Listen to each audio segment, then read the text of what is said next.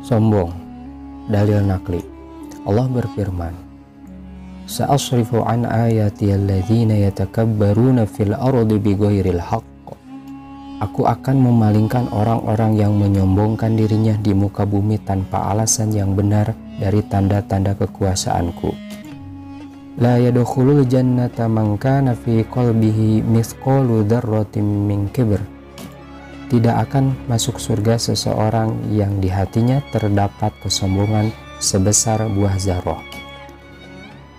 Pengertian, sombong takabur artinya adalah membanggakan diri. Sombong itu adalah menolak kebenaran dan meremehkan manusia. Sombong itu merupakan anak dari ujub. Akar dari sombong itu adalah ujub. Jadi ujub itu melahirkan sombong. Terdapat perbedaan antara ujub dengan sombong. Adapun ujub tidak memerlukan orang lain, sedangkan sombong membutuhkan orang lain sebagai pembandingnya.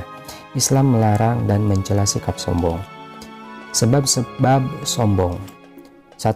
Merasa apa yang diucapkan benar sehingga menganggap orang lain salah. 2. Gila pujian. Jika mengetahui banyak orang memujinya, ia girang bukan main dan bertambah keangkuhannya. 3. Merasa banyak ilmu, banyak harta, namun lebih fatalnya ada orang tidak kaya tetapi dia bersikap sombong. Rasulullah Shallallahu Alaihi Wasallam bersabda, orang fakir yang berlaku sombong termasuk orang-orang yang tidak akan diajak berbicara oleh Allah pada hari kiamat. Allah juga tidak akan mensucikannya, tidak akan memandang mereka, dan bagi mereka azab yang pedih. 4. Amal dan ibadah ia merasa hidupnya selamat sampai di akhirat, sedangkan orang lain dianggap tidak selamat. 5. Karena nasab atau garis keturunan dan kelebihan fisik yang dimiliki. Dampak negatif dari sombong. 1. Menjadi penghalang masuk surga karena tidak memiliki akhlak seorang mukmin. Akhlak mukmin adalah pintu surga dan kesombongan penutup pintu surga. 2. Mendapatkan hukuman di dunia karena kesombongannya. 3. Membuat orang lain membenci perilakunya. Cara menghindarinya. 1. Meningkatkan ibadah kepada Allah. 2. Meningkatkan keimanan dan ketakwaan kepada Allah. 3. Menyadari dosa yang akan menimpa pada orang sombong. 4. Mengganti dengan berperilaku tawadu. 5. Ikhlas dalam melakukan perbuatan. 6. Menyadari segala kekurangan sebagai manusia. 7. Menyadari bahwa hidup ini hanya sementara. Bahasan selanjutnya yaitu riya. Allah berfirman, Ya ayyuhalladzina amanu la tubtilu shadaqatikum bil manni wal adza kalladzi yunfiqu malahu ria'an nas.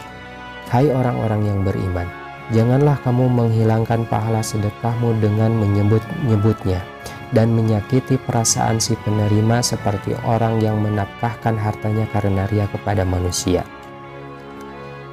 Pengertian riya. Pengertian riya menurut bahasa berasal dari kata ar-riya'u yang artinya menampakkan, yaitu memperlihatkan suatu amal kebaikan kepada sesama manusia. Secara istilah, riya adalah melakukan ibadah untuk mendapatkan pujian dari orang lain, bukan karena Allah semata. Menurut Imam Ghazali, riya adalah mencari kedudukan pada hati manusia dengan memperlihatkan kepada mereka hal-hal kebaikan.